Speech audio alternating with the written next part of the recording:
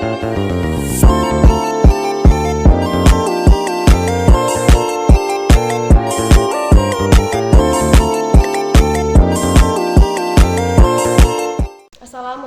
warahmatullahi wabarakatuh. Waalaikumsalam warahmatullahi wabarakatuh. Dan selamat siang. Siang. Oke, bagaimana kabar kalian hari ini? Baik. Alhamdulillah. Ya, mungkin untuk sekarang kita perkenalan dulu karena saya rasa kalian juga belum mengenal satu sama lain. Kalau begitu saya sendiri dulu akan memperkenalkan diri saya. Jadi perkenalkan, nama Ibu Sulfia Safitri, biasa dipanggil Ibu Pia. Mungkin selanjutnya dari Kasifia ini. Baik, perkenalkan nama saya Cindy Aulia, biasa dipanggil Cindy.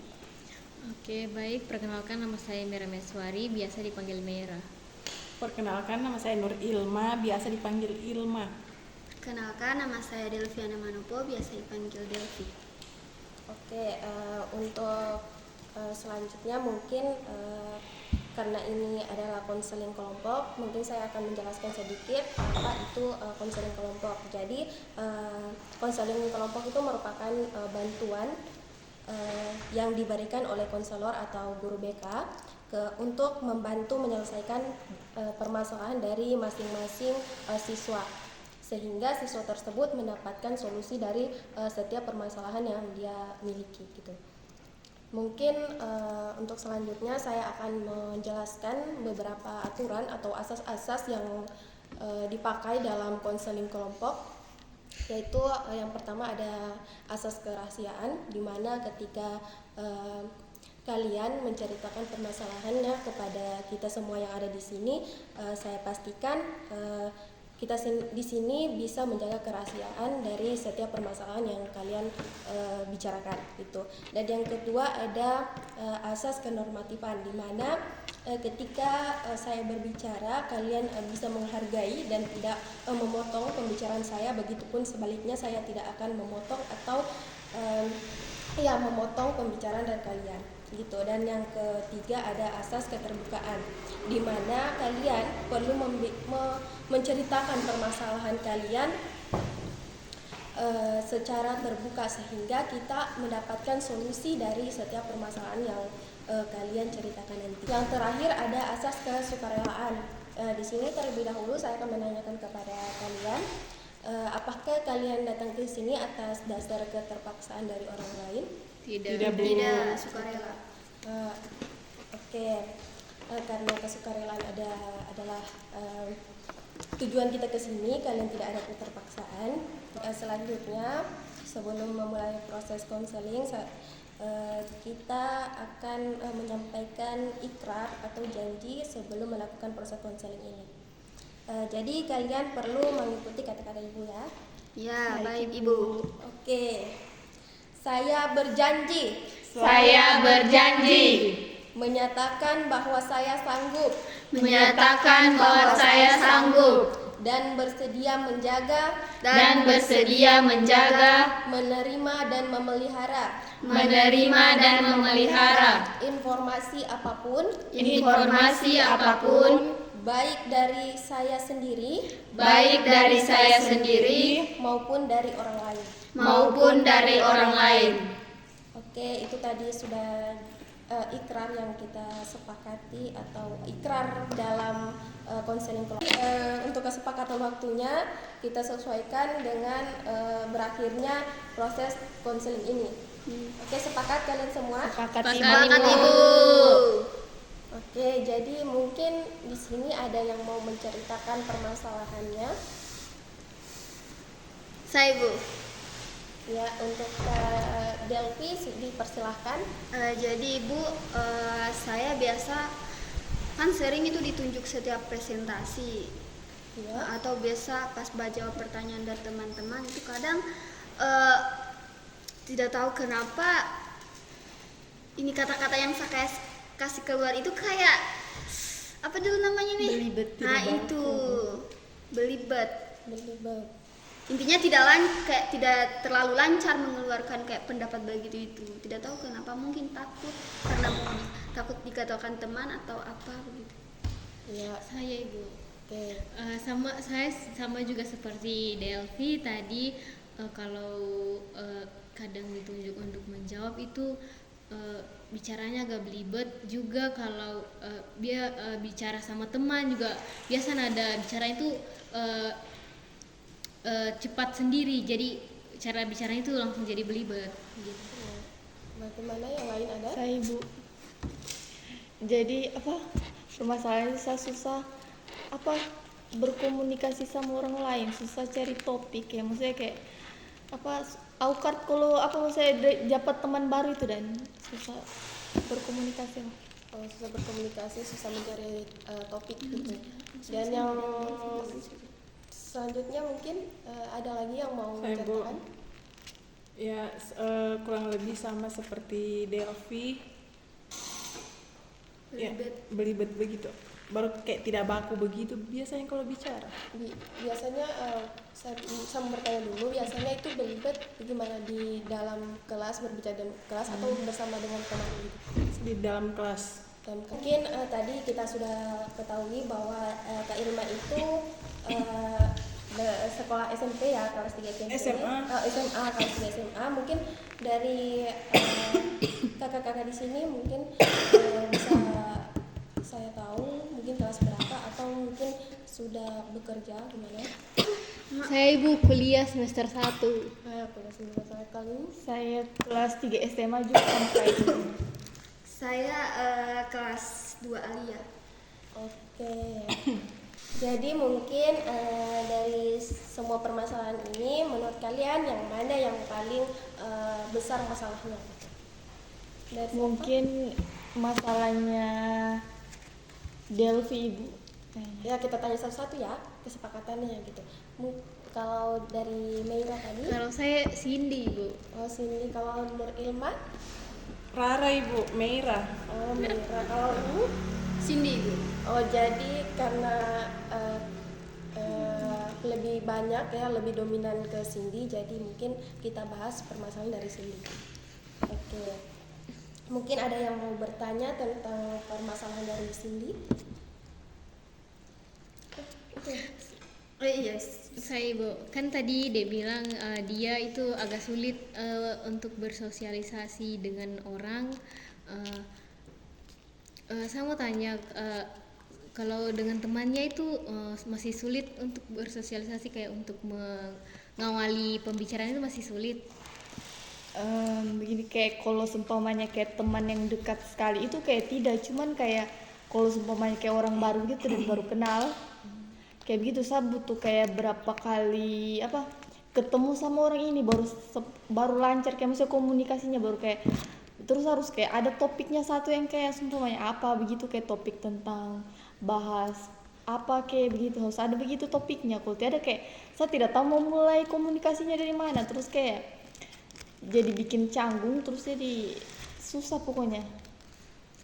Oh berarti Kak Cindy ini tidak pernah awali pembicaraan dengan teman baru begitu. Iya. Berarti harus dari orang itu yang awali pembicaraan Iya. baru bisa lancar. Dipersilakan dulu untuk Kalau saya sih berarti kesini nih cenderung ke personalnya yang introvert. Susah untuk berbicara mengawali pembicaraan dengan orang lain sehingga membuat dirinya kesulitan untuk seperti misal nanti kan dia masih kelas berapa tadi? Kelas 3 SMA. Kalau kuliah kan itu mungkin ada 1 atau 2 orang temannya yang nanti sama-sama maksud dengan dia. Nanti kan itu dominannya misal seperti yang ada di luar kota, di luar dari perkotaannya kita. Nah di situ dia dituntut untuk lebih ke menantang dirinya sendiri sih. Oke. Ya, selanjutnya Saya mau bertanya sama Kak Cindy, apakah Kak Cindy pernah jadi pendengar yang baik buat teman-teman dekatnya atau kayak bagian yang curhat-curhat atau jadi pendengar yang baik? Bagian yang jadi pendengar yang baik, kalau pendengar yang baik mungkin bagus, tapi kalau kayak bakal saran atau kayak itu agak susah. Makanya juga ikut kayak sesi konseling ini karena supaya bisa Biar tahu solusinya bagaimana. biar dengan teman yang dekat sekali kayak masih susah pak kasih saran begitu itu. Atau Kalau cuma dengan teman baru. kalau teman yang dekat memang dekat sekali kayak semuanya kayak sering gitu itu bisa. Terus juga kalau semuanya kayak saya kayak tidak tahu juga ini kayak bab pilih teman atau bagaimana, kayak maksudnya kalau seumpamanya sama teman itu dan nanti yang kayak betul memang kayak saya aneh tidak juga siapa itu maksudnya kayak saya connect dengan dia kayak maksudnya dia bisa diajak bicara, maksudnya kayak orang ini kayak dia terlalu anu sekali santai dan tidak yang kayak kalau diajak bicara dia kayak maksudnya saya tidak bisa kayak berkomunikasi sama orang kayak kalau orang ini kayak terlalu kayak maunya dia saja yang didengar dan tidak mau dengar dan tidak mau dengar pendapatnya orang lain, terus dia kayak agak kasar begitu, kayak saya susah kalau berkomunikasi sama orang yang kayak begitu. Saya ibu sedikit. Saya ingin bertanya kepada Cindy, kan tadi Ilma sudah bilang tadi kan bagaimana Kak Cindy ini pernah jadi pendengar yang baik atau tidak. Terus Kak Cindy bilang pernah, atau ketika Kak Cindy berbicara sebaliknya kepada teman Kak Cindy, apakah mereka mendengarkan dengan baik atau tidak? Kadang ada yang mendengarkan dengan baik, kadang ada yang kayak bodoh amat kayak tidak mendengar. Karena setahu saya kalau orang yang susah berkomunikasi, membangun komunikasi itu awalnya memang begitu, seperti yang setahu saya mereka menjadi orang yang sering mendengarkan cerita orang lain, tapi ketika mereka bercerita kepada teman mereka yang tersebut mereka tidak didengarkan, sehingga mereka menutup diri, malas untuk membuka pembicaraan kepada orang baru lagi. Bisa saya bertanya ibu? Boleh. Apakah dulu Kak Cindy pernah kayak di posisinya Kak Cindy apa maksudnya itu ada sebab-sebab yang menyebabkan Kak Cindy sampai kayak sulit berkomunikasi Atau masalah keluarga Kak? Mungkin kayak di dalam keluargaku itu kayak kita punya kayak misalnya kehidupan masing-masing, hidup masing-masing, maksudnya kayak kan kayak saya tuh tinggal cuman sama mamaku sama kayak keluarga dari mamaku, dan terus itu kita kayak masing-masing. Nah saya tuh punya kayak misalnya dari pas kecil itu kayak sering sekali kayak diatur begitu, dan kayak dari keluar pakai baju apa, maksudnya penampilan dari atas sampai bawah itu pokoknya kayak diatur bagaimananya, keluar sama siapa, berteman sama siapa, pokoknya iya kayak begitu. Saking seringnya diatur itu toh, terus kalau kayak sabar langgar itu saya dipukul gitu, kayak jadi itu yang bikin kayak saya susah mungkin gara-gara itu juga mungkin kayak saya susah mengutarakan pendapatku sama orang, atau kayak susah memulai komunikasi sama orang lain karena kayak saya takut begitu. Jadi dalam keluarga itu kayak kita jarang sekali kayak misalnya kayak bicara satu kayak kumpul terus kayak bicara itu jarang sekali, kayak ini kayak masing-masing dan makan sendiri-sendiri, kayak apa sendiri-sendiri. Kalau yang lain mungkin sudah tidak ada lagi. mungkin dari permasalahan tadi Kak Cindy, usaha apa yang sudah Kak Cindy lakukan terhadap permasalahan Kak Cindy alami? Kalau untuk usaha belum ada sih yang saya coba. Kalau untuk usaha Untuk sekarang belum ada usaha. belum. Oke, mungkin dari teman-teman ada yang mau memberikan solusi terhadap permasalahan yang sudah dialami oleh Kak Cindy? Ini permasalahannya Kak Cindy ini sulit berkomunikasi ini yang paling sering itu di dalam kelas atau dengan teman gitu? Dua-duanya, dalam kelas sama teman juga. Kalau saran dari saya sih, kalau untuk susah berkomunikasi kalau di dalam kelas itu mungkin Kak Cindy bisa maksudnya ini berkomunikasi, maksudnya ini dengan teman di dalam kelas atau pas kita ini kayak presentasi atau menjawab pertanyaan dari teman-teman lain. Itu juga. Oh itu. Kalau dari saya sendiri kalau untuk susah berkomunikasi begitu kayak susah mengeluarkan pendapat itu mungkin sebelum presentasi itu Kak Cindy harus lebih dulu memahami materi apa yang dipelajari pas masuk itu supaya Kak Cindy lebih lancar begitu kan. Kita kan misalnya besoknya misalnya pelajaran IPA. Nah, malamnya mungkin Kak Cindy bisa baca-baca terkait presentasi hari ini, besok. Terus itu mungkin bisa latihan-latihan juga agar nanti lancar komunikasinya di dalam kelas gitu. Saya mau menambahkan juga. Ya, silakan. Kan tadi dibilang susah bahasa di topik sama orang yang baru begitu, baru kenal, atau teman-teman yang sudah lama juga. Menurut saya kalau misalnya mau bahasa di topik begitu, kita tahu juga temannya kita, kayak maksudnya ini sifatnya bagaimana, pembahasannya apa, masalahnya apa, harus kita tahu supaya kalau misalnya ketemu nanti, oh ini yang bisa saya bilang sama dia, oh ini bisa kayak buka pembicaraan begitu. Dan harus yang kayak ekstrovert begitu, kayak bisa saling terbuka juga sama temannya, harusnya jangan cuma kayak Iya, jangan cuma tidak timbal balik gitu. Cuma dia terus yang bicara, kau tidak ada kayak anunya begitu, kayak apa sih kayak yang balasannya Balasan. begitu, pokoknya harus timbal balik begitu, Jangan cuma baru ngadu. kayak harus pokoknya begitulah, kayak baca di topik harus kita tahu dulu temannya kita. Dan Berarti mungkin maksudnya Kak Ilma ini ketika ada orang berbicara tentang permasalahannya mungkin ada rasa empati gitu. iya, harus kayak bisa simpati sama orang, supaya orang kayak bisa juga kayak curhat sama kita begitu, kayak baca di topik. Kalau mau baca di topik begitu, lihat juga dulu orangnya apa kayak pas ini ya sama dia atau tidak gitu. Harus pintar-pintarnya kita. Kalau saya hanya untuk membangun komunikasi sederhana saja, seperti menegur-negur teman yang ada di kelas, mungkin memberi senyum atau sapa, sehingga teman yang mungkin ada teman yang ingin menegur, yang tadinya mau menegur jadi canggung karena karena sulit untuk Bisa dipakai untuk meningkatkan keterampilan dalam berkomunikasi. Yang pertama itu coba Kak Cindy ini mendengarkan dengan penuh perhatian terhadap cerita dari orang lain. Dan yang kedua, gunakan bahasa tubuh yang positif gitu. Ketika orang lain bercerita kepada Kak Cindy atau sebaliknya, Kak Cindy perlu menggunakan bahasa tubuh yang positif, yang baik gitu. Dan yang selanjutnya, coba ketika Kak Cindy mau menceritakan permasalahannya atau bercerita dengan orang lain, coba gunakan bahasa yang mudah dipahami gitu. Dan yang selanjutnya itu coba Kak Cindy untuk lebih berempati terhadap permasalahan orang lain, dan begitu juga dan sebaliknya. Dan yang terakhir, coba beri umpan balik terhadap setiap permasalahan yang dimiliki. Mungkin itu saja beberapa tips dari Ibu tentang permasalahan yang dihadapi oleh Kak Cindy.